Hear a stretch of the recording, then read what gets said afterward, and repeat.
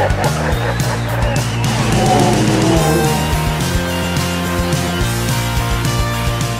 bienvenue pour une nouvelle vidéo des dingues de jeux. Aujourd'hui, on va parler d'un de nos jeux préférés. C'est Necromunda, un de nos jeux préférés, mais qui est assez peu couvert sur les internets. Il y a assez peu de contenu quand même sur YouTube.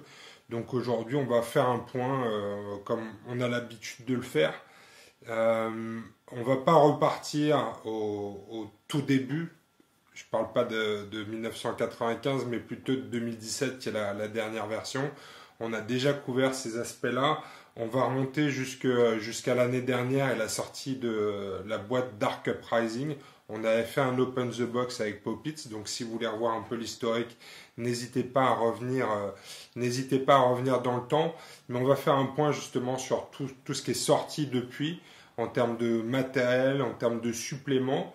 Moi, je suis super excité par tout ce qui se fait sur Necromunda. Alors, bien évidemment, il y a des choses qu'on peut reprocher à Games Workshop dans tous leurs jeux et qu'on va retrouver sur Necromunda. C'est effectivement assez cher. Mais ça, on va juste le dire en introduction, et puis après, on va arrêter d'en parler parce que le problème de prix est un vrai problème chez Games, mais il est récurrent. Il y a aussi la problématique des FAQ, des errata, des nouvelles éditions. Quand on parlera tout à l'heure des suppléments sur les gangs, comme celui-ci, House of Chains, il faut savoir que Necromunda, qui est sorti en 2017, on est en 2021, donc un peu plus de 3 ans après. C'est l'équivalent de la V4 pour les joueurs Goliath, puisqu'il y avait déjà des règles pour jouer les Goliath dans la boîte de base. Ensuite, on a eu un Gang War spécial pour les Goliath. Ensuite, on a eu la version des gangs du sous-monde, dans lequel il y avait des nouvelles règles pour jouer les Goliath. Et enfin, maintenant, vous avez le House of Chains. Donc on peut considérer ça comme une V4 pour un joueur Goliath. Et ça, c'est un peu la problématique des jeux games en général, c'est qu'il y a des mises à jour assez fréquentes et il faut pouvoir suivre. Il faut pouvoir suivre au niveau des règles, il faut pouvoir suivre financièrement. C'est un problème assez commun à tous les jeux games. Mais ça n'empêche pas qu'on prend beaucoup de plaisir avec Necromunda. Je suis agréablement surpris, moi, du suivi de Games Workshop sur ce jeu, qui est encore une fois un de mes jeux préférés de la gamme. Donc on va revoir tout ça ensemble. On va peut-être commencer par parler du matériel, puisqu'après la boîte Dark Uprising, on a eu le droit à un nouveau kit de décor de la part de Games Workshop, qui est la Zone Mortalis. Donc la Zone Mortalis, historiquement, c'est un set de décors qui existait déjà dans la gamme Forge World. Donc c'était des décors en résine qui étaient très chers. Ensuite, on a eu la version cartonnée avec la boîte qui est sortie en 2017, mais dans laquelle il n'y avait pas d'éléments 3D que d'autres sociétés ont vendu en MDF. Nous, on avait celle de Def Redesign que vous avez pu voir dans certaines vidéos.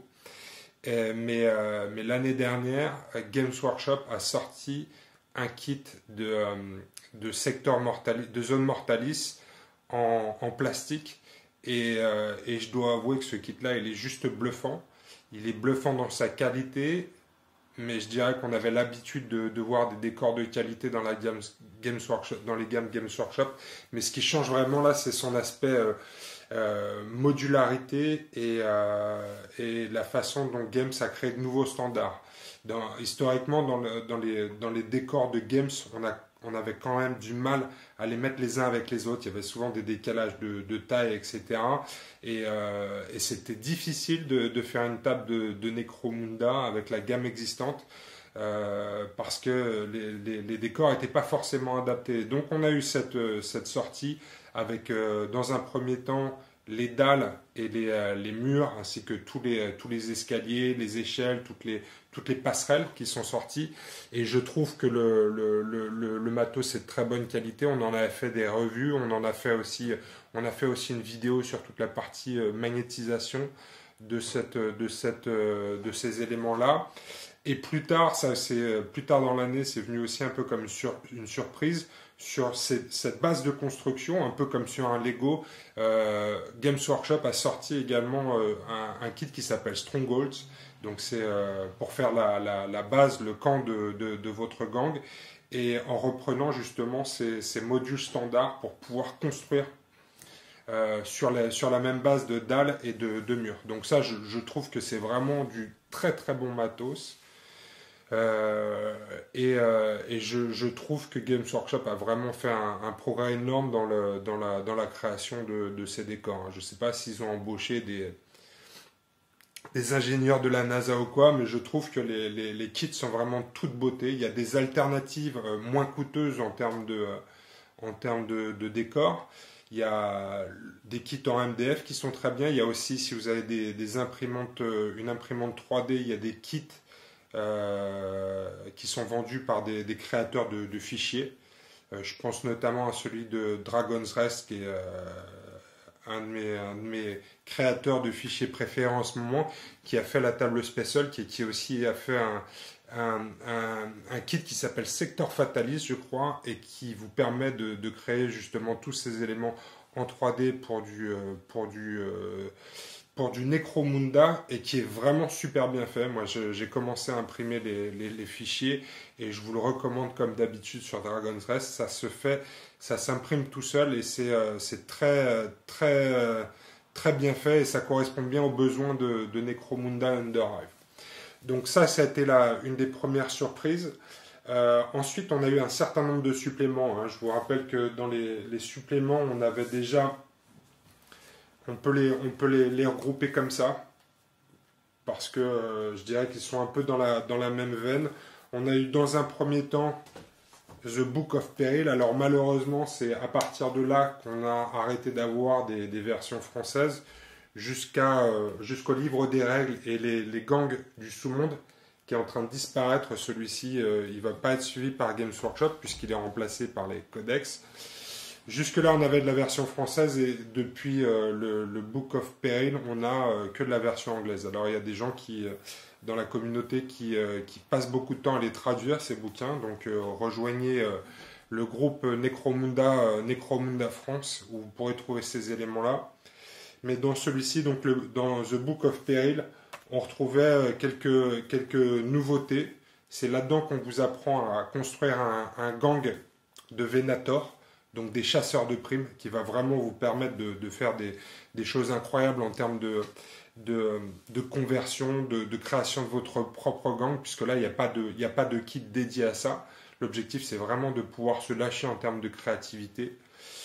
C'est dans ce livre aussi, le livre des périls, qu'on en apprenait plus sur les guildes qui jouent un rôle important dans Necromunda, et donc on pouvait retrouver on pouvait trouver aussi dans ce bouquin un nouveau système de campagne, qui est la guerre des guildes. Donc les gangs vont s'associer à certaines guildes, et les guildes vont se faire la guerre à travers vos gangs, en leur apportant du soutien. Donc ça, c'était assez intéressant comme nouveauté. Et dans ce bouquin, on va aussi retrouver les bad zones. Donc les bad zones, ce sont des lieux encore plus dangereux. C'est-à-dire que Necromunda, c'est déjà dangereux, mais les bad zones, ce sont les catacombes et les sous-sols du sous-monde. Donc là, c'est des zones extrêmement dangereuses, et on peut faire des campagnes dans les bad zones. Donc tous ces bouquins-là, moi je les dévore. Si vous aimez l'univers de Necromunda en termes de fluff, d'illustration et de contenu pour animer vos campagnes, c'est vraiment le top. Ensuite, on a eu The Book of Judgment, donc le livre du jugement. Dans celui-ci, on va découvrir un autre aspect de Necromunda. C'est celui de la loi. Il y a la loi, et il y a ce qui est dans la loi et ce qui est hors la loi. Donc dans la loi, on va découvrir les Enforcers, qui est une des grandes nouveautés de cette édition de Necromunda. Et on avait découvert le superbe kit pour monter sa bande d'Enforcers dans Dark Uprising. Donc on va retrouver nos amis Enforcers. On va aussi découvrir ce qu'il y a en face, donc les hors-la-loi, avec un système d'alliance criminelle. Donc vous allez pouvoir jouer une campagne comme ça, dans laquelle vous allez soit représenter les forces de la loi, soit des forces hors la loi avec des alliances criminelles. Et on va également retrouver aussi dans ce supplément-là toute la partie marché noir, donc le black market, qui va vous donner accès à des nouveaux équipements. Si vous êtes un gang hors la loi, vous allez pouvoir utiliser des armes Xenos et des équipements qui sont interdits par l'Imperium. Donc ça, c'est très cool aussi. Supplément, le livre du jugement. Ensuite, il a été suivi par le livre de la ruine, donc l'opposition à la loi. Et dans ce livre-là, on va découvrir un autre aspect de la vie dans le sous-monde de Necromunda, ce sont les cultes. Aussi bien les cultes du chaos que les cultes Genestealer. Donc tous les cultes qui se pratiquent dans Necromunda, avec également une campagne pour pouvoir jouer ces cultes. Alors vous avez des cultes purs et durs, donc soit le culte des corpse grinders, celui des cannibales qui était apparu dans la boîte Dark Uprising. Vous pouvez jouer aussi un culte du chaos qu'on appelle Zélote, donc c'est tout un culte du chaos, vraiment pur et dur, qui peut vénérer soit un dieu, soit plusieurs dieux du chaos.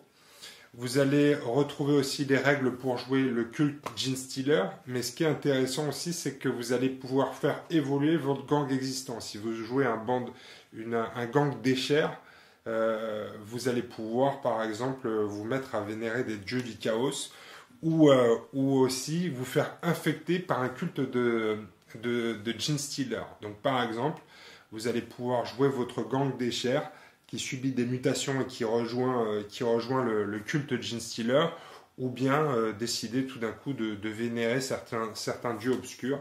Et donc vous avez les règles pour pouvoir jouer une campagne aussi dans cet univers-là. Donc ça, c'est le livre de la ruine, un très bon supplément.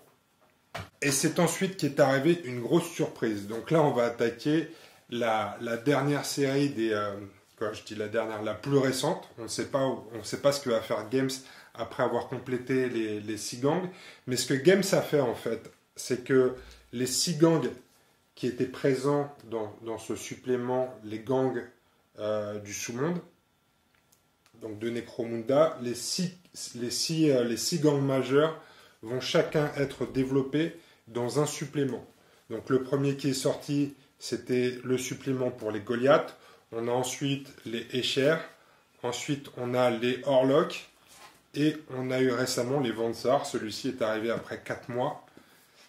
Ça a été la fameuse galère du Brexit, du Covid. Je pense qu'il est même passé par le canal de Suez, bloqué sur le bateau qui s'était mis en travers du canal. Je ne sais pas, mais en tout cas, il a mis 4 mois à arriver.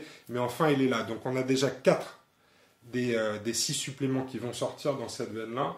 Et alors ça a été vraiment une grosse surprise. Une grosse surprise parce que... moi, je m'y attendais pas, mais je pense pas que les gens s'y attendaient. C'est quelque chose qui n'existait pas dans les précédentes éditions. Donc, Games Workshop a sorti un supplément pour chacun des gangs où on va vraiment rentrer dans le détail de votre gang. Et là, ça a été une grosse surprise. Mais ce qui a été surprenant aussi, c'est que le livre n'est pas sorti seul. Au moment où on a commencé à avoir des news sur cette parution, il y a eu également un nouveau kit, donc un nouveau kit plastique dans lequel on avait trouvé des nouveaux champions et des nouveaux prospects, donc des nouveaux juves pour le gang des Goliaths. Donc ça commençait un peu à expliquer ce qu'on allait retrouver à l'intérieur. Mais du côté Forge World, c'est avec la sortie de cette extension, on a aussi vu les brutes spécifiques aux Goliaths, donc le Zerk que Forge World a sorti dans le même timing. On a aussi eu la guilde des esclavagistes et on a aussi eu un nouveau kit plastique qui était pour le gang des esclaves Ogrins, donc un nouveau gang. Donc quand ça est sorti, non seulement on allait avoir des nouveaux kits, on allait avoir des sorties Forge World combinées pour compléter votre gang, mais en plus, il y avait un message fantastique d'espoir sur peut-être un nouveau gang dans chacun de ces suppléments. Alors malheureusement, ça n'a pas forcément été le cas. La coordination avec Forge World, elle s'est arrêtée au premier, puisque au niveau des guildes, la guilde des esclavagistes, c'était la numéro 1 qui est sortie là. On va peut-être bientôt voir la guilde de l'eau, qui devrait être la prochaine et qui va sortir avec le supplément 5. Donc il y a malheureusement, je dirais, un décalage entre les sorties Forge World et les news dans ces suppléments. C'est pareil au niveau des bruts, tout n'est pas disponible. Mais en tout cas, on le voit, ça suit. C'est vrai que ce décalage entre Forge World et l'actualité Games Workshop est parfois un peu gênant. Alors, ce qui fait que certaines marques qui proposent du proxy s'engagent dans la brèche et vous proposent des alternatives qui sont parfois pas mal. Je pense notamment aux Zerk pour les Goliaths. Moi j'avais acheté en attendant la version officielle de Forge World, celui d'Artel, et j'avoue que après j'ai gardé celui d'Artel parce que je le trouve plus réussi que celui de Forge World. C'est pas le cas pour toutes les références, mais je trouve que le Zerk de Forge World a l'air quand même un peu débile. Donc j'ai préféré garder celui-là. En tout cas, soyez un peu curieux, cherchez. Et si vous ne trouvez pas les figurines dans la gamme de Games Workshop, vous pouvez aussi trouver des proxys. C'est tout à fait jouable. Donc voilà, un message d'espoir avec cette sortie-là, de coordination entre Forge World et Games qui n'a pas forcément été respectée sur la suite. C'est pareil sur les gangs. Malheureusement, on n'a pas retrouvé un nouveau gang par extension. A priori, la prochaine extension qui va contenir un gang, ce sera celui des Codors. Donc le 5e qui va contenir des informations sur les rédemptionnistes. Au moment où je tourne cette vidéo, il n'est pas encore sorti. Mais d'après les news qu'on a pu voir de la part de Games Workshop, on devrait avoir le gang des rédemptionnistes avec l'extension des Codors. Alors, qu'est-ce qu'on va retrouver dans ces fameux suppléments? Eh bien, on va retrouver des tonnes de fluff.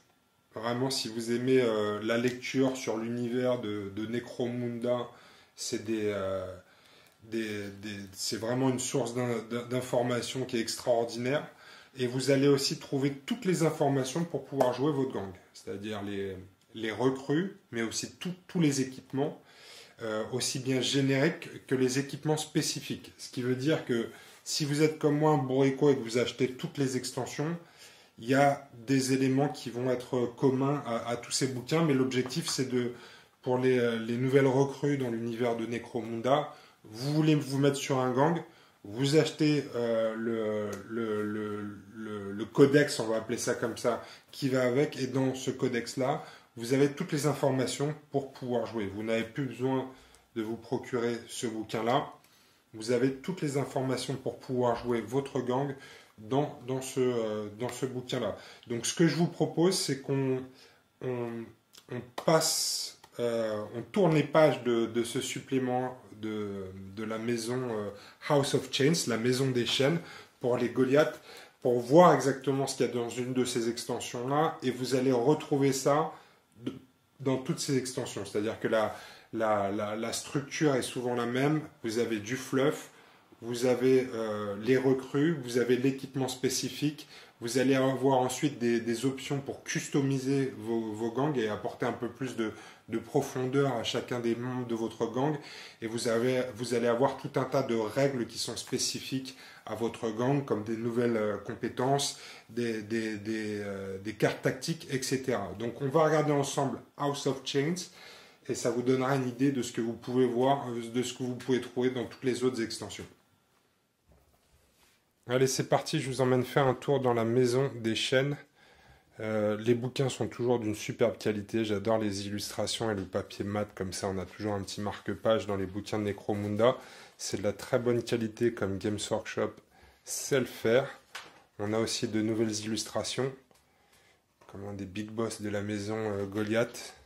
Donc on va retrouver énormément d'informations sur le fluff des Goliaths.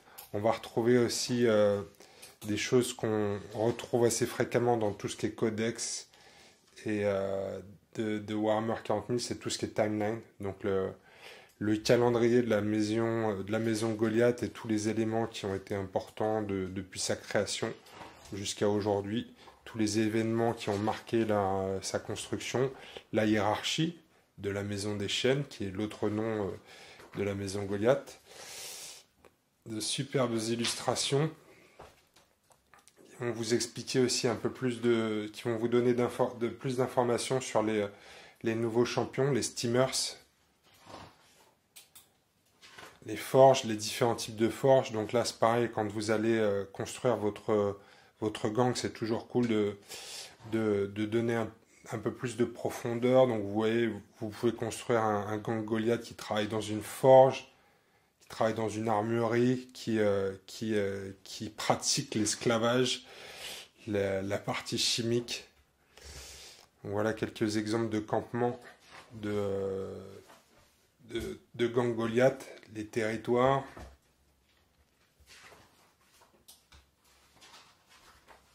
Moi, j'adore hein, tout ça. À chaque fois, je le déguste. Une superbe illustration d'un des nouveaux champions, un steamer, qui sont dans le kit.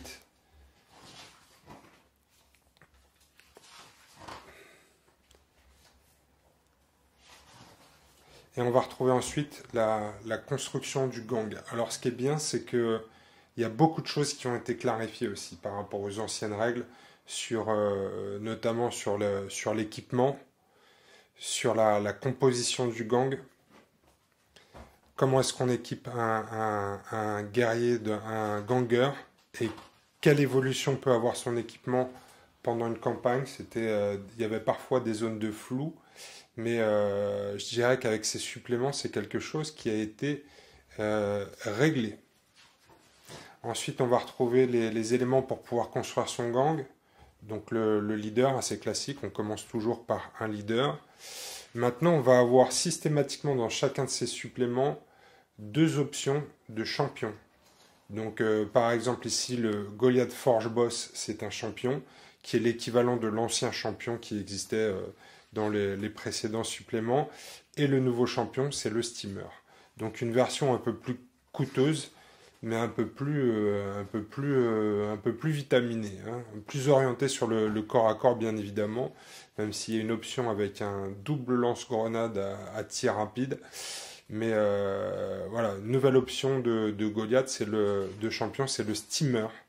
Alors dans le kit en plastique, on a également eu les Forgeborn. Les Forgeborn, ce sont les nouveaux kits, ce sont les prospects. Avec ces Forgeborn, il y a une révision des règles qui était hyper importante pour moi, c'est que tout ce qui est prospect et juve maintenant compte comme des gangers dans l'effectif d'un gang. Hein, vous savez qu'avant, il fallait qu'il n'y ait pas plus de gangers que d'équivalents de champions et boss. Et les juves, les kids, étaient considérés comme des personnages spéciaux dans l'effectif d'un gang, ce qui fait que malheureusement, on n'en voyait pas beaucoup sur les tables, parce que la première chose qu'on faisait quand on récupérait parfois un kit gratuitement, c'est qu'on le virait, parce qu'on ne pouvait pas l'accueillir dans les effectifs pour des questions de restriction. Donc nouveaux prospects, des nouveaux juves. Alors en termes d'équipement, moi je suis vraiment pas convaincu. Alors bien évidemment, après vous allez pouvoir acheter du matos au marché. Mais l'équipement de base, vous voyez ici, un prospect peut avoir soit un stop gun à 5 points en arme de tir, soit un Stormwelder à 75 points. Et rien entre les deux. Et donc c'est très très limité en termes d'équipement. En sachant que le Stormwelder, c'est une des armes les plus improbables de Necromunda. Il y a plus de chances de se faire sauter la gueule avec cette arme-là que d'éliminer un adversaire. Et 75 crédits, c'est des équipements que vous allez garder souvent pour des champions ou pour des gangers expérimentés, mais jamais pour de la chair à canon. Parce qu'ils ont quand même des stats assez limitées pour les rendre efficaces, ces équipements. C'est pareil avec les équipements de corps à corps. Vous avez soit le droit à un couteau de combat à 10 points, soit une Heavy Rock Saw à 120 points. Donc ça c'est pareil, hein, c'est un équipement en général qu'on va garder pour pour des champions. Donc l'équipement, ici, je trouve quand même ça très très limité. C'est un truc que Games a rectifié dans les suppléments qui ont suivi.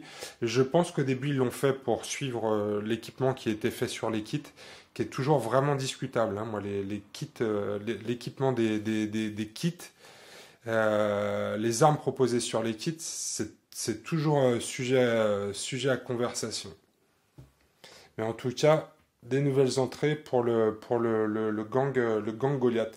Parmi tous les suppléments, c'est quand même les moins spécifiques, je trouve. On a eu beaucoup de nouveautés avec la maison est chère, dans lesquelles on avait des nouvelles petites bêtes.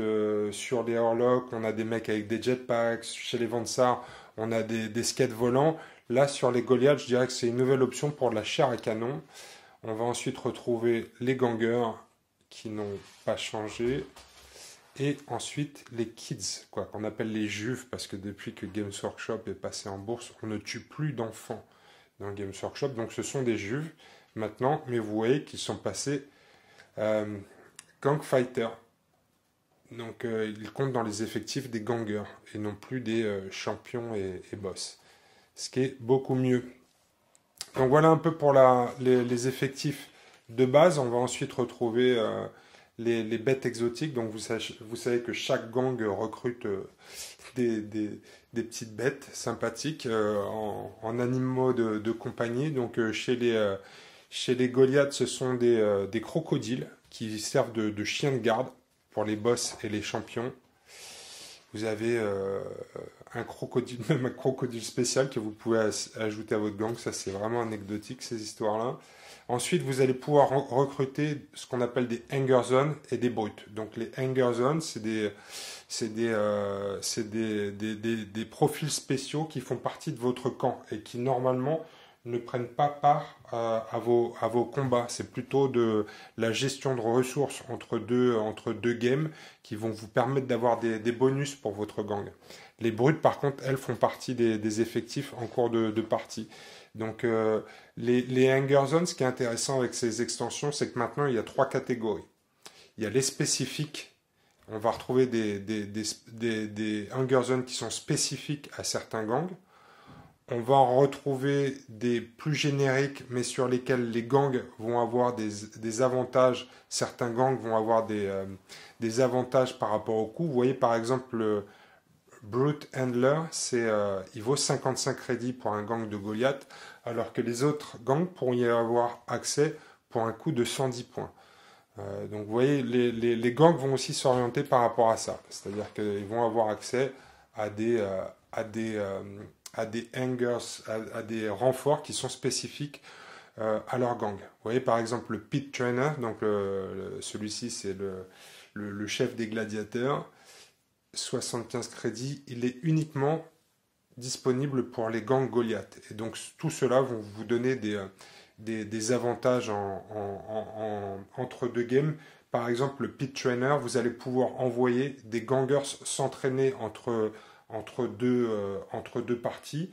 Et s'ils survivent à l'entraînement, parce qu'il y a toujours la possibilité de faire 1-1, et dans ce cas-là, ils vont à l'hosto, en récupération, eh bien, s'ils survivent à cet entraînement entre deux parties, ils vont pouvoir avoir une nouvelle compétence temporaire pour la prochaine partie. Donc ça, c'est vraiment très cool. Et c'est assez fluff, je trouve. On va retrouver ensuite tous les Hanger Zones qui sont génériques et communs à tous les gangs, donc les Dome Runners, les Docs, les Informateurs, les Ammo Jack, donc ça c'est assez classique. Les Brutes, donc le Zerk pour les Goliaths, celui-ci c'est la brute exclusive au gang des Goliaths, hein, personne ne peut avoir celui-ci. Il y a le fameux Ambot. Et ensuite, on a le Logrin. Alors, ce qui est bien, c'est qu'ils se sont aussi rendus compte qu'il y avait un problème de points sur Logrin pour le gang des Goliaths, puisque en termes de rapport qualité-prix, il était bien en dessous du Zerk. Donc, Logrin pour les Goliaths est passé de 210 points à 180 points. Ce qui est un petit avantage en termes de prix par rapport aux autres gangs. Ensuite, les hired guns. Donc, tous les hired guns, c'est toutes les mercenaires. Donc, avec plusieurs niveaux, hein. Vous avez les hive scum, donc les racailles. Et ensuite, les chasseurs de primes, les bounty hunters. Donc, vous avez accès à tous ces renforts-là que vous pouvez engager pour une bataille. Et vous avez une nouveauté ici qui sont les house agents, donc les agents de maison qui sont des renforts spécifiques à une maison. Donc là, en l'occurrence, le gang Goliath. Et vous allez pouvoir recruter pour une bataille un profil que vous allez soit choisir, vous voyez, en fonction de l'adversaire que vous affrontez, vous allez pouvoir prendre un renfort qui est plutôt orienté soit tir, soit corps à corps. Donc ça, c'est plutôt pas mal parce qu'en fonction du scénario, si vous sentez que vous avez une faiblesse par rapport à votre adversaire, vous allez pouvoir venir booster votre gang avec un profil. D'autant plus qu'après, ils ont accès à 150 crédits d'équipement que vous choisissez dans l'équipement du profil de leader. Donc le plus gros éventail. Et vous voyez, le coût va être différent en fonction aussi de la puissance de votre gang, hein. Bien évidemment, plus vous allez avoir un gang puissant, plus le coût va être élevé. C'est assez logique, hein. La maison va envoyer des renforts en fonction du besoin. Et ensuite, vous allez avoir des agents nommés. Donc, par exemple, Ajax Gorgoth, House Agent, lui, c'est un agent nommé du gang des Goliaths. Donc, lui, il a ses propres stats, son propre équipement, ses propres skills. Et lui, il va coûter beaucoup plus cher en général. Donc, vous voyez, par exemple, le prix d'entrée ici, c'est 100 crédits pour une partie. En fonction du dé que vous allez lancer, hein, il y a un dé de 6 plus un bonus qui est lié à la réputation, je crois. Et en fonction de votre résultat, vous allez payer plus ou moins cher. Et parfois, la maison mère pense que vous êtes capable de vous débrouiller tout seul et elle n'enverra pas de renfort. Donc ça, c'est les House Agents. C'est un peu la nouveauté aussi de ces extensions. Ensuite, on va retrouver des éléments qu'on avait retrouvés dans un bouquin précédent. C'est les guildes. Mais là, on ne va pas retrouver toutes les guildes. On va retrouver les guildes qui ont une alliance forte avec le gang en question dans le codex. Donc là, par exemple, on va retrouver, vous avez toute l'explication des règles pour créer des alliances avec les guildes. Et donc, on va retrouver en première alliance de Strong Alliance, donc les alliances renforcées avec ces guildes, ça va être la guilde des esclavagistes. Donc, c'est la boîte qui a été sortie chez Forge World avec des figurines qui sont magnifiques, avec des super illustrations, je trouve aussi. Donc on va vous expliquer comment le gang des Goliaths peut s'associer à la guilde des esclavagistes. Il y a aussi des alliances avec certaines maisons de Necromunda comme Housecream. Voilà. Donc vous allez avoir toutes ces informations-là, toutes les alliances. Ensuite, vous allez avoir des règles additionnelles. Donc là, vous allez retrouver tout ce qui s'appelle subplot. Donc en général, quand vous jouez à Necromunda, vous avez un objectif principal. Et là, vous allez pouvoir tirer souvent des sous-missions, qui sont souvent des missions cachées et qui vont vous donner un objectif secondaire. Et si vous réussissez à atteindre cet objectif secondaire dans la mission principale, vous allez avoir des bonus soit de crédit, soit de réputation. Vous allez aussi pouvoir demander, si vous ne demandez pas le soutien d'un House Agents, vous allez à certains moments de la campagne pouvoir demander les faveurs de votre maison mère qui va pouvoir vous envoyer des renforts, de l'équipement ou vous envoyer chier. Double 1, vous envoie chier. Ensuite, on va trouver des nouvelles compétences. Donc, chaque gang va avoir une nouvelle compétence qui est souvent la compétence principale de la nouvelle catégorie de champions. Donc là, en l'occurrence, pour les Goliaths, c'est Muscle Skills. Donc là, on va retrouver 6 nouvelles compétences pour accompagner ces champions. Et ensuite, c'est ce que je vous disais, on va trouver des éléments pour customiser votre gang. Donc là, chaque ganger va pouvoir avoir accès à des améliorations ou bien à des défauts génétiques pour pouvoir raconter une histoire. Donc là, on est vraiment dans l'aspect narratif, mais ça a également des répercussions en termes de jeu. Donc avec les Goliaths, on va vraiment explorer toute la partie génétique. La génétique est importante pour les Goliaths, puisqu'à la base, c'est quand même une race d'humanoïdes artificiels. Hein, ils sont créés en éprouvette et en cuve. Ils sont récoltés en cuve. Ce ne sont pas des humains avec une reproduction naturelle, mais Mère Nature a bien fait les choses. Tout ça est expliqué dans le fluff. Et à un moment, les Goliaths ont réussi à avoir un système de reproduction comme les êtres humains.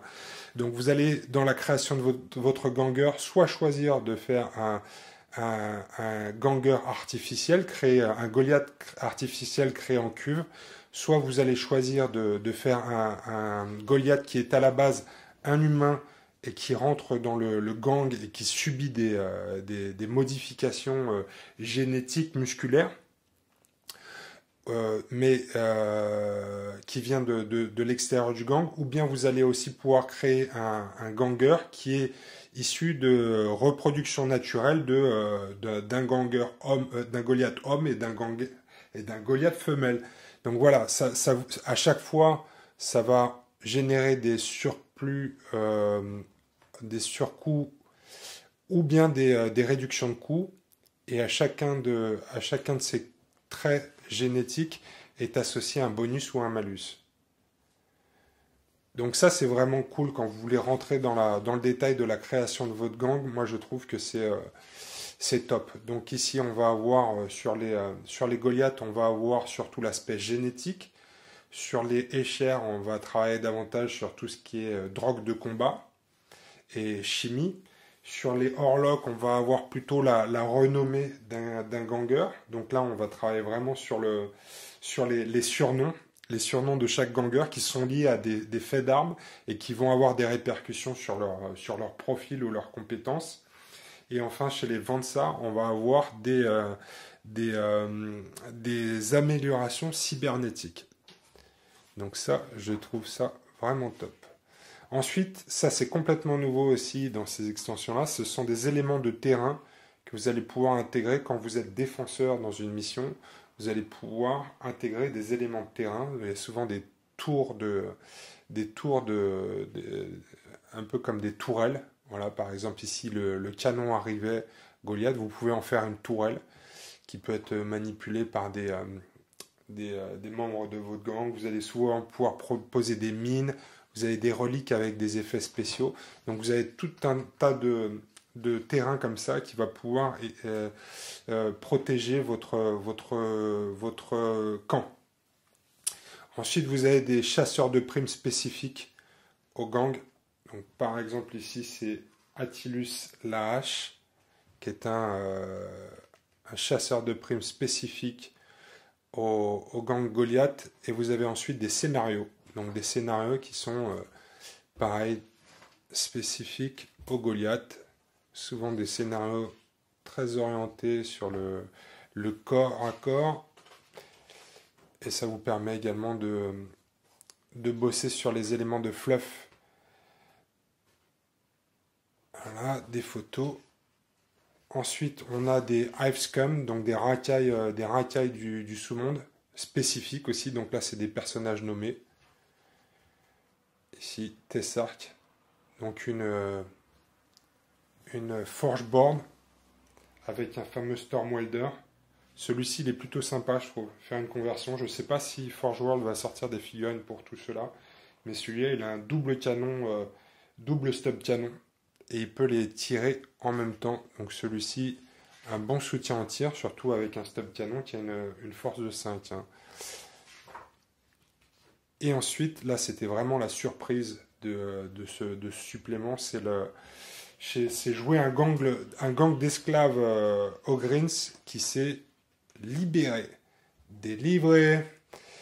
Donc là, vous allez pouvoir vous faire un gang 100% Ogryn. On a le gang qui est en cours de peinture en ce moment. On vous montrera tout ça bientôt sur la chaîne des dingues de jeu. Mais il y a un travail de ouf qui est en train d'être fait par un ami à qui on rendra hommage pendant le rapport de bataille quand on vous présentera notre gang au green. Mais il y a Julien qui est en train de peindre tout ça de main de maître. Donc un gang de green avec toujours un leader, des équipements assez courts. Là encore une fois, on nous dit qu'ils ne peuvent pas acheter de matos, je crois, dans les...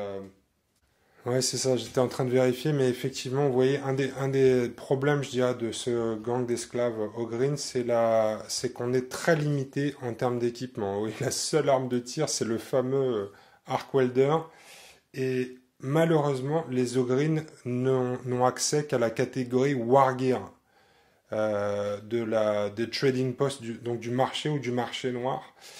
Je pense que ça peut être erraté, ou en tout cas il peut y avoir des accords aussi entre joueurs, parce que ça c'est le genre de limite qui va vraiment avoir un impact sur le déroulement d'une campagne. On a eu un peu le même problème avec les Enforcers. Au début il était indiqué qu'ils ne pouvaient pas acheter d'équipements et de nouvelles armes du marché, mais c'est des choses qui ont été ratées depuis, je crois, parce que sinon, vous avez très peu de possibilités de faire évoluer votre gang en termes d'équipement en cours de campagne, et je dirais que c'est un des aspects, c'est un des charmes de Necromunda, c'est de pouvoir s'amuser comme ça. Donc nous, on va se donner cette liberté, je pense qu'à un moment, ce sera raté par Games Workshop ou par la communauté, la possibilité de leur donner d'autres équipements, parce que sinon, c'est assez limité. Donc là aussi, vous avez un Ogreen Champion, vous avez un champion. Donc vous voyez, ils ont aussi accès au nouvel arbre de compétences muscles qu'on a vu apparaître dans ce bouquin. Vous avez l'Ogreen de base, le ganger, et vous avez aussi sa version lobotomisée. Donc ça, c'était vraiment la grosse surprise de ce bouquin-là. Un personnage nommé, donc un chasseur de primes Ogreen. Magnifique, là aussi je pense des possibilités de conversion. Je ne suis pas sûr que Games nous sorte des figurines pour chacun de ces éléments-là. La revue de l'équipement, donc là vous avez aussi tout l'équipement qui est spécifique à vos gangers Goliath. L'équipement et les accessoires d'armes, les weapon traits, donc les traits d'armes. Et ensuite, ça aussi c'est top, c'est les tactiques. Donc les cartes tactiques, les fameuses cartes tactiques, elles ont été revues parce qu'il y avait quand même... c'était un peu la fête du slip, les cartes tactiques, il y avait vraiment des trucs qui étaient n'importe quoi. Donc je dirais que là, Games a rebossé un peu sur la liste de ces tactiques qui sont sur certaines parties choisies, sur d'autres tirées au hasard. Vous savez que Games vend des cartes tactiques. Là, j'ai pas été assez rapide, malheureusement, sur le site de Games pour pouvoir acheter le pack des Goliath et celui des Échères. Je les ai loupés tous les deux. Il faut se mettre une alarme maintenant sur son téléphone pour ne pas louper le lancement, parce que sinon, dans la demi-heure, il n'y en a plus sur le site. C'est un peu relou, ça. Surtout quand on n'est pas forcément toujours à guetter les dernières sorties. Mais voilà, en tout cas, vous allez retrouver ces cartes tactiques dans le bouquin avec toute leur description. Donc ça, c'est plutôt pratique si vous n'avez pas les cartes. Tout est expliqué là. Et c'est la fin de ce magnifique supplément. Donc voilà pour House of Chains, mais vous allez retrouver le même type de structure à l'intérieur de tous les suppléments. Et je les ai tous et je trouve que le boulot est très bien fait. Ça donne vraiment beaucoup plus de profondeur à chacun des gangs. Ça donne aussi, ça clarifie beaucoup de choses, ça rééquilibre certains éléments comme la règle sur les kids. Donc moi je trouve que Games a fait un très bon boulot. Je trouve que même en termes de gameplay, par exemple, moi les Vansar, c'est le gang que j'aime le moins. C'est pas pour des questions esthétiques, mais c'est souvent le gang qui est le plus axé sur le tir. Donc des gens, des types de joueurs qui passent leur temps en bout de table avec des armes lourdes ou des plasma guns en bout de table et qui vous allument à distance. C'est pas toujours très courageux en général. C'est un style de jeu, qui existe et j'avais un peu peur que avec la sortie de House of Artifice, ce point-là soit renforcé, qu'on ait des armes lourdes ou des compétences pour pouvoir bourriner un adversaire à distance, ce qui est toujours un peu frustrant dans une partie de Necromunda. Ça se fait de moins en moins avec le nouvel écosystème dans lequel on joue, avec la fameuse zone Mortalis, qui est plus axée sur le combat soit au corps à corps, soit à portée courte ou intermédiaire. Mais ce que j'ai beaucoup aimé, c'est que les nouveaux profils développés sur la maison Vansar sont plutôt des profils qui sont justement sur le corps à corps ou le combat rapproché. Donc ça rectifie un peu le tir pour les Vansar qui étaient pour moi un gang un peu à part. J'adore l'esthétique. Je ne suis pas toujours fan du gameplay des Vansar. Et là, je vous avoue que ça m'a donné vraiment envie de jouer des Vansar. Parce que je trouve que les nouveaux champions et les nouveaux prospects sont juste extraordinaires en termes d'esthétique. Et le style de jeu est beaucoup plus dynamique et beaucoup moins posé et orienté sur le tir à distance. Donc voilà, le prochain, ce sera le supplément sur les Codors et le dernier ce sera celui sur les deux lacs. On ne sait pas ce qui viendra après ou si on aura fini ce cycle sur Necromunda, mais en tout cas je trouve que ces suppléments sont extraordinaires. Ce qui est venu avec ces suppléments, bien évidemment, c'est des boîtes de figurines donc qui vous permettent de monter les nouveaux profils, que ce soit des profils de champions ou les nouveaux prospects. Je trouve que ces kits sont de toute beauté. En plus, ils ont introduit de la mixité, ce qui est une tendance en ce moment chez Games Workshop. On essaye de rétablir un équilibre homme-femme qui n'est pas toujours facile à rattraper. Mais en tout cas, dans ces boîtes-là, on a vu, par exemple, pour les Goliaths, les premiers profils féminins. Vous avez alors pas chez les champions, j'aurais aimé voir ce que ça donne, mais chez les prospects, vous avez des filles. Vous avez des filles, c'est pas toujours évident, mais vous avez des filles ici. Donc, plus de mixité dans Necromunda, moi je trouve que c'est une bonne chose, parce que si ça donne plus envie à des filles de jouer à ce jeu-là, pourquoi pas. Elles sont toujours bienvenues, même si je sais que chez les dingues de jeu, on est 99% de bonhommes. Peut-être qu'on passera grâce à ces initiatives à 98%. Le problème que j'ai avec la mixité dans ces boîtes-là, c'est que dans une boîte, souvent, vous avez 2 fois la même grappe. Et donc 2 fois la même grappe, avec des corps hommes et des corps femmes et des bras qui vont avec, ça, au final, ça limite vachement les options. Ça limite vraiment les options, puisque vous avez souvent 1 ou 2 bras droit ou gauche, homme ou femme. Sur le kit, il reste plus beaucoup de place pour vous donner des options. Je vois par exemple, j'ai galéré moi avec celui-ci. Moi j'ai la vue qui baisse, et donc des fois je porte des lunettes pour bricoler, parfois pas. Le soir je les enlève pour me détendre les yeux, et donc ce kit-là, je l'ai monté un soir devant la téloche, sans mes lunettes, et j'y suis allé freestyle. J'ai dit fuck la notice, on va faire ça comme ça, en mode freestyle, et j'ai monté un de ces petits personnages ici.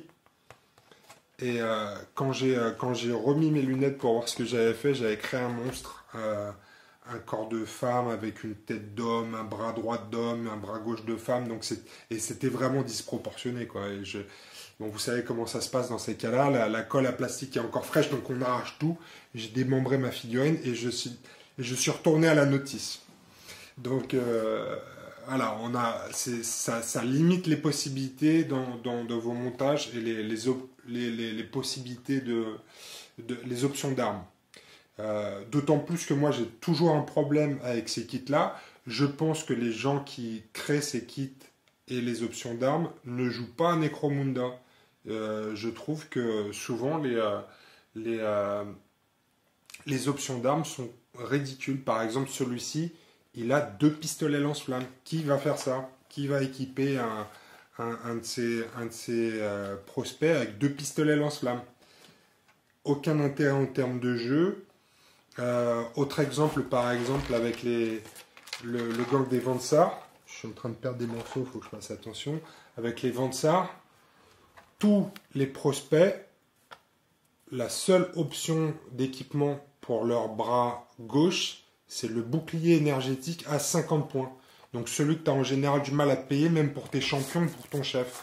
Donc une option à 50 points comme ça sur un prospect, ça n'a aucun sens. Alors je sais bien évidemment que toutes les armes sont disponibles sur Forge World pour la modique somme de beaucoup d'euros.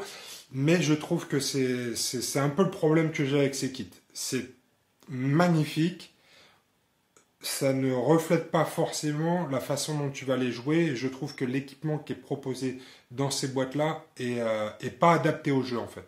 Personne ne va équiper un prospect d'un bouclier à 50 points. Parce qu'en plus, il y a d'autres options moins coûteuses pour le même résultat au début, avec des undersuits, avec des options d'armure. Et parce que c'est de la chair à canon, ces gars-là. Donc, le meilleur équipement pour un de ces prospects, ça va être double pistolet laser et tu les envoies au charbon. Donc, voilà un peu le problème que j'ai avec ces kits. Dans la conception de l'équipement, sinon ils sont de toute beauté. Moi je trouve que j'ai celui des Escher aussi qui est top. Ça pour moi c'est du 20 sur 20 en termes de design. Ça aussi c'est exceptionnel. Les Orlok, j'aime un peu moins leur esthétique aux Orlok. Mais ça c'est vraiment des questions de goût personnel. C'est-à-dire qu'on est dans un univers futuriste où tout est possible.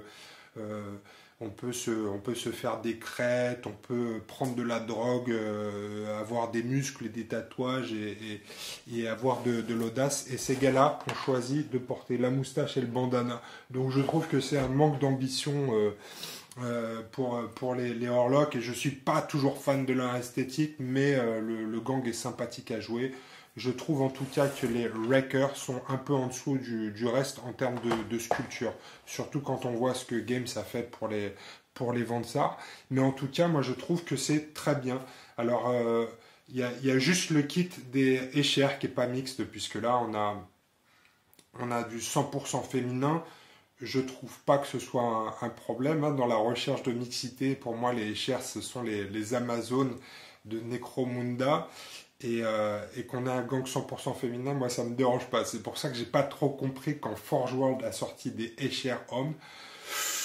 Est-ce que c'était nécessaire? Jusqu'où ira-t-on dans cette démarche-là? Est-ce que Games Workshop va un jour nous sortir des sœurs de bataille hommes? Je ne sais pas. Je pense que ça n'est pas nécessaire. En tout cas pour moi la recherche de mixité est intéressante, même si on voit que ça a des répercussions sur les options sur les kits et que parfois on arrive à certains trucs comme dans le cas des Escher qui pour moi fait pas forcément de sens. Ce sont des Amazones, pour moi elles dévorent leur mâle après la reproduction comme des montres religieuses et il n'y a pas besoin de ganger mâle chez les Escher. Donc voilà un peu pour ce que je pouvais vous dire sur ces kits là. Ce qui sort chez Forge World en parallèle, il y a du très bon et du beaucoup moins bon, mais ça après c'est vraiment un avis personnel. Il y a des gens qui adorent, il y a des gens qui n'aiment pas. Moi j'achète presque tout ce qui sort chez Forge World. Donc ce que je vous propose c'est de faire un petit tour maintenant des plateaux de figurines puisqu'on est plutôt à jour. Donc on va voir ensemble les figurines, nos figurines de Necromunda. C'est un boulot de peinture. Donc il y a souvent, moi je m'occupe des gangers, donc de la quantité, et Popit s'occupe de la qualité. Donc tous les personnages nommés, tous les mercenaires. Il y a Julien qui est en train de nous donner un coup de main aussi sur le gang des Ogrins qu'on vous présentera bientôt. Et puis il y a Michael qui nous avait filé un coup de main sur les Enforcers aussi. Mais on est plutôt à jour, donc on va vous présenter tout ça. Allez, on regarde ensemble les quelques figurines. On est plutôt à jour sur les figurines. On a tous les gangs et presque toutes les références. Donc vous voyez ici les Escher. Derrière, ce sont nos amis Codor. Derrière, on a les Goliath, les Orlok, les Delac. Ici, les Vansar, les CRS, la police, les Enforcers, les Cannibales. Derrière, on a un autre culte du chaos pour Nurgle. Et ensuite, le culte Genestealer, plus quelques personnages nommés et des recrues pour les gangs. On va regarder ça en détail. Allez, on va en piocher quelques-uns pour le kiff. Moi, je vous disais, mes personnages préférés dans l'univers de Warhammer et Warhammer 40 000 en général, ce sont les ogres. J'adore les ogres. Et je travaille actuellement sur une version pour chaque gang. Donc ici, c'est Birgit, mon ogresse garde du corps pour la bande des Escher. Elle est très sexy et pleine de couleurs. Donc ça, c'est de la figurine, c'est une conversion à la base, c'est une figurine de Warhammer Battle ou Age of Sigmar. Ici, on a notre Ogryn pour les Codor, c'est pareil, figurine Age of Sigmar, sans aucune conversion. Là, je trouve que la figurine colle vraiment à l'univers des Codor. Ensuite, j'ai mon Ogryn pour les Goliath. C'est un combattant d'arène. Là, c'est une conversion. Vous reconnaissez la figurine de base, c'est une figurine de Blood Bowl avec quelques bits qui viennent du kit des Ogryn pour Necromunda. Ensuite, ici, c'est l'Ogryn des Orlok. À chaque fois, j'essaye de reprendre leur code couleur. Le code couleur, en tout cas, que j'ai choisi pour le gang. Donc ça, c'est le kit des Ogryn pour Warhammer 40 000. Ensuite, celui-là est pas mal. Je n'ai pas le bras assez long. Ici, c'est l'Ogryn des Delac. Donc, il y a un Ogryn ninja. Très cool aussi. Toujours dans les Ogryn, alors il faut que je fasse un Ogryn Vansar. Je vais essayer de faire des conversions pour faire un Ogryn bien tech.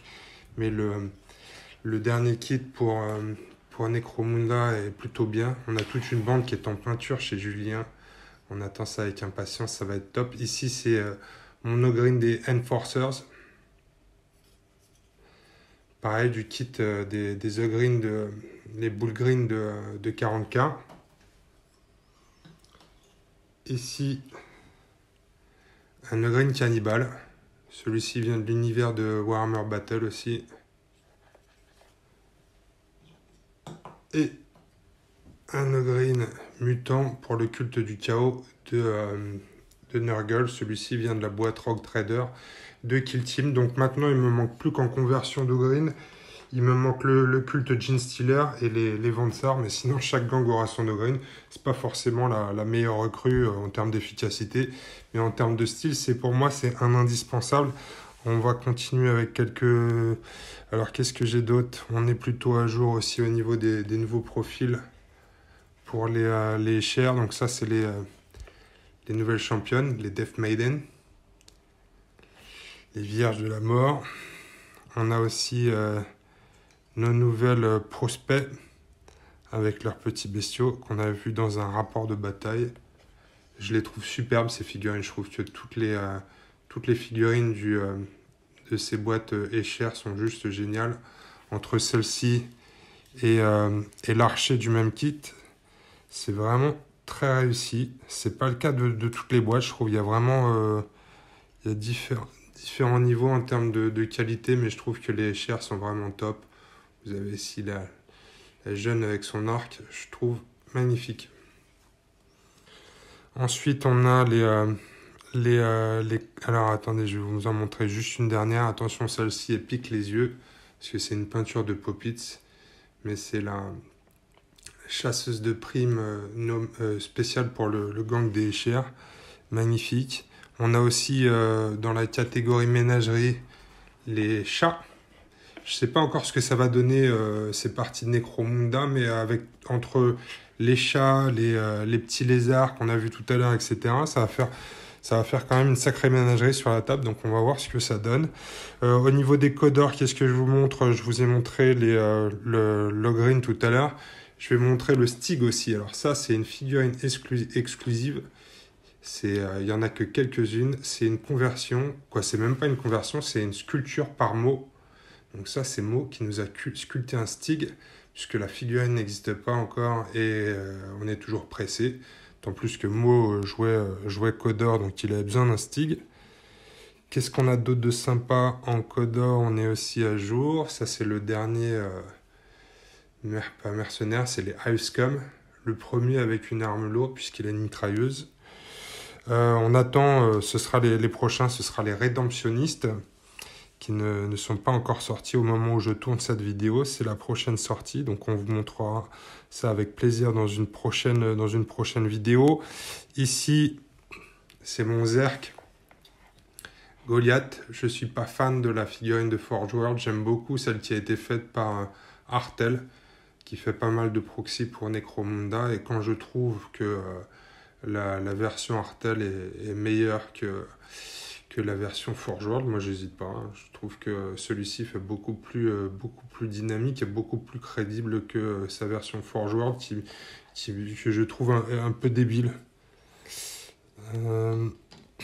À côté, on a une figurine que j'aime beaucoup là par contre, de chez Forge World, c'est le crocodile. Le crocodile, c'est le chien de garde du boss. Les nouveaux champions aussi de cette boîte sont juste magnifiques. J'adore les deux là, les steamers.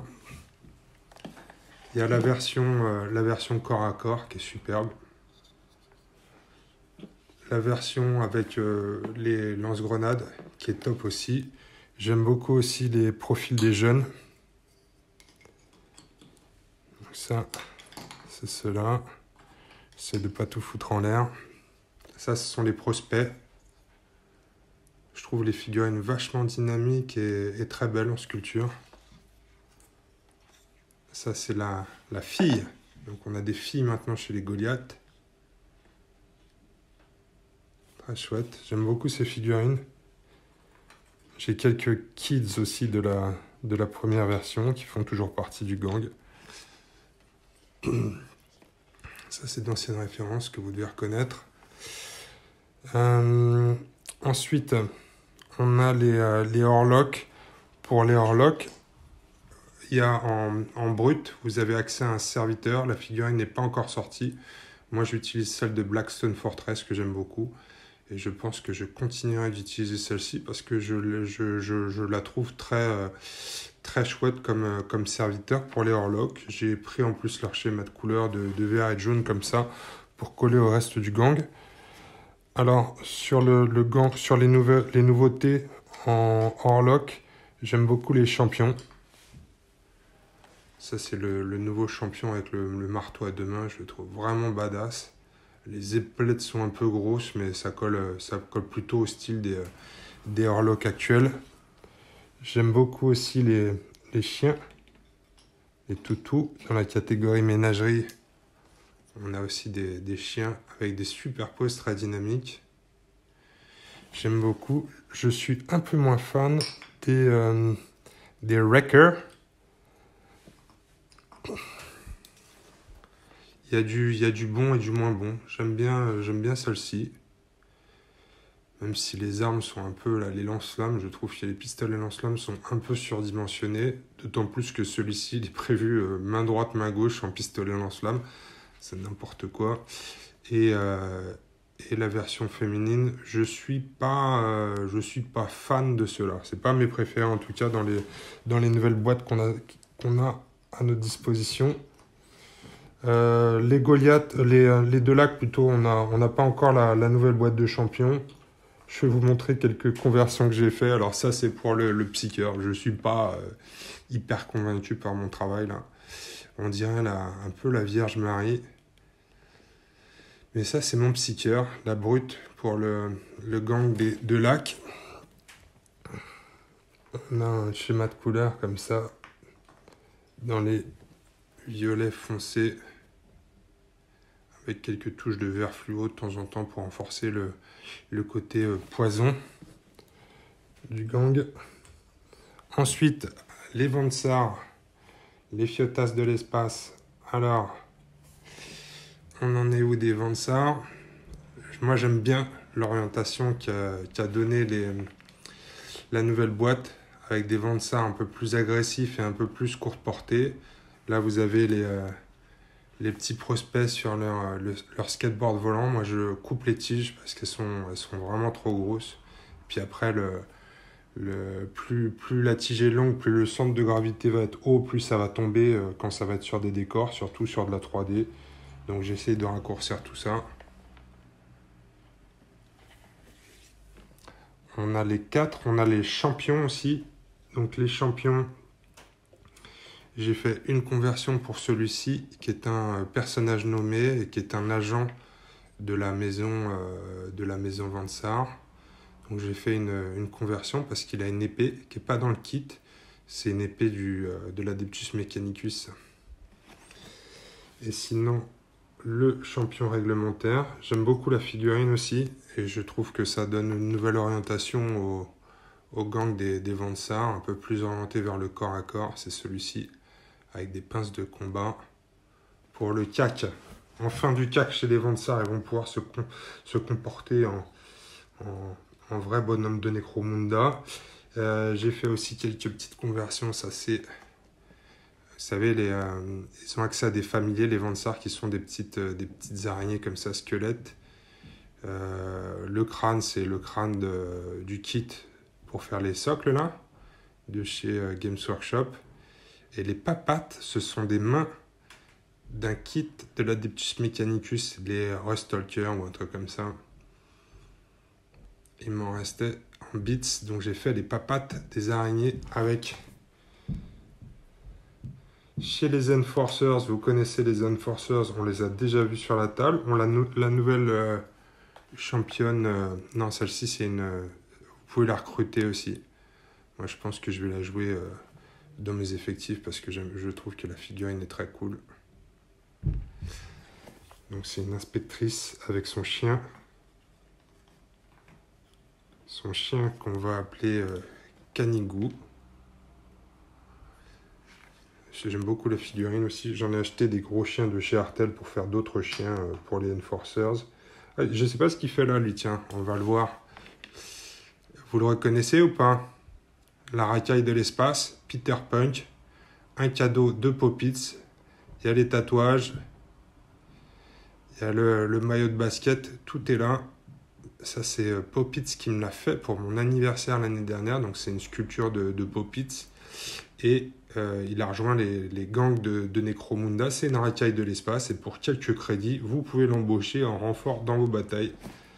Donc, c'est Peter Punk, la racaille de l'espace. Comment ils s'appellent? Les cannibales. Bien. On est à jour aussi. On a aussi cette pièce-là de Forge World. Alors, je ne suis pas du tout fan, moi. Je trouve que la sculpture n'est pas très lisible. Et puis la pose, on dirait Belle Deschamps. On dirait Belle Deschamps qui va faire du shopping. Je le trouve pas très effrayant. J'ai pas l'impression qu'il va venir me cannibaliser, celui-là. Donc, je suis pas fan de celui-là. On a quelques conversions qu'on avait déjà vues dans des rapports de bataille, avec notamment sur les jeunes, là, un canon harpon qui venait du kit Orlok. Et ici, on a une bannière de cornes. Alors je sais qu'on n'est pas censé montrer de signes de cornes, ou en tout cas, on ne sait pas officiellement que c'est lui qu'on vénère quand on fait partie de ce gang de cannibales. Mais lui, il a décidé de faire son coming out, donc c'est officiel. C'est cornes. C'est cornes.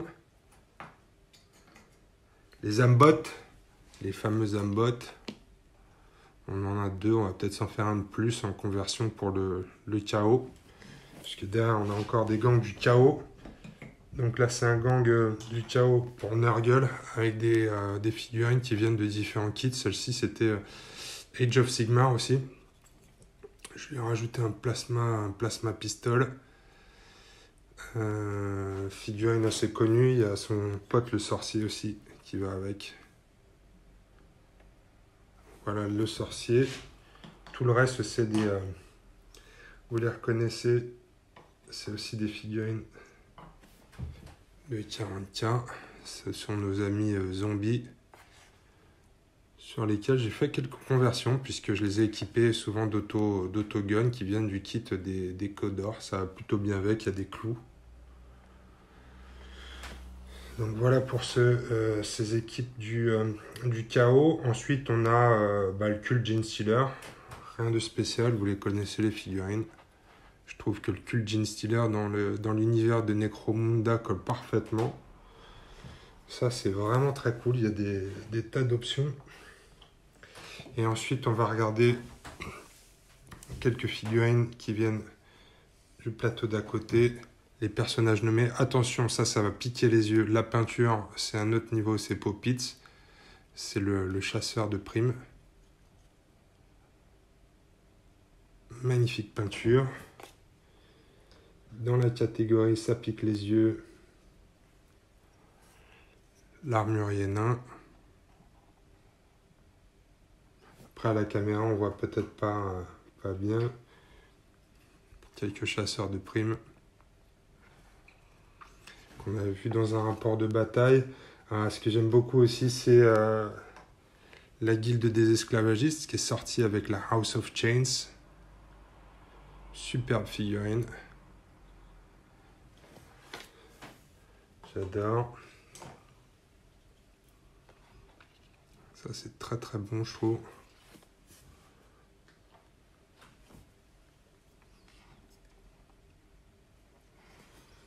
On a aussi quelques petites... dans les plus récentes, il y a le Cuisto. J'adore le concept de cette figurine-là qui vient avec sa petite marmite. Et il a un pied nu. Et en fait, il utilise sa chaussure dans la soupe pour donner un peu de goût. C'est ce qui donne ce fameux fumé à la soupe du cuistot. Et il a un petit pistolet aussi pour pas qu'on vienne le faire chier dans sa cuisine. Et puis voilà. Qu'est-ce que je peux vous montrer d'autre? Le médecin, le Rock Doc.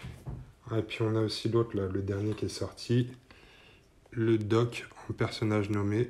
J'aime bien la figurine aussi, celle-ci.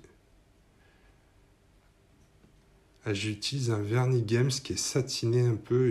Il a tendance à briller sur la contraste de temps en temps. Il faut peut-être que je les repasse au vernis mat. Mais voilà un peu pour le point sur les figurines.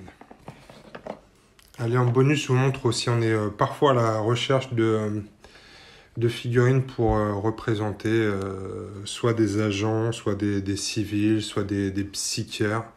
Je vais vous montrer quelques pièces. Celle-ci, dans la même gamme que le Zerk de tout à l'heure, c'est du Artel. Donc Artel, qui propose des figurines qui s'intègrent vraiment bien dans l'univers de Necromunda. Si vous cherchez par exemple des représentants pour votre guilde, il y a des pièces comme ça que je trouve vraiment top. Ça aussi, c'est une peinture de Popitz en plus, donc c'est vraiment beau.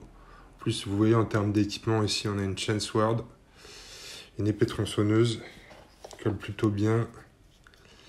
Ici, toujours un personnage, une figurine d'Artel avec le cerveau-crâne. Superbe.